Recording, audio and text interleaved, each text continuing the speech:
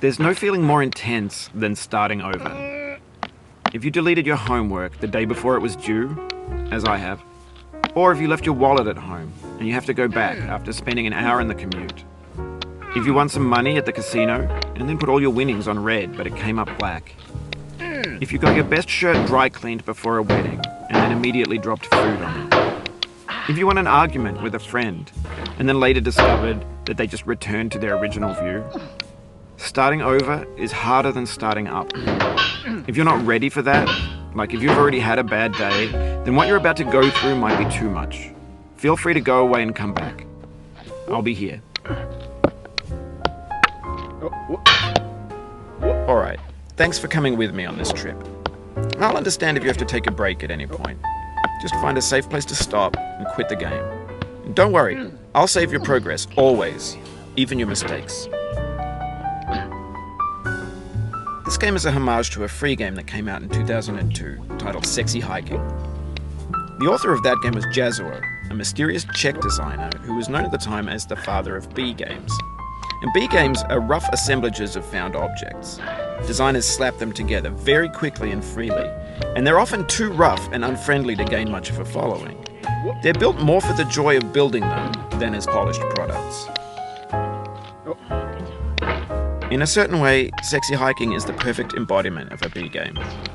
It's built almost entirely out of found and recycled parts, and it's one of the most unusual and unfriendly games of its time. In it, your task is simply to drag yourself up a mountain with a hammer. And that act of climbing, in the digital world or in real life, has certain essential properties that give the game its flavor. No amount of forward progress is guaranteed. Some cliffs are too sheer or too slippery. And the player is constantly, unremittingly in danger of falling and losing everything.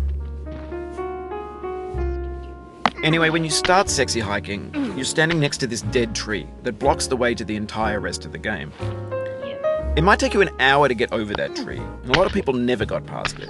You prod and you poke at it, exploring the limits of your reach and your strength, trying to find a way up and over. And there's a sense of truth in that lack of compromise. Most obstacles in video game worlds are fake. You can be completely confident in your ability to get through them once you have the correct method or the correct equipment or just by spending enough time.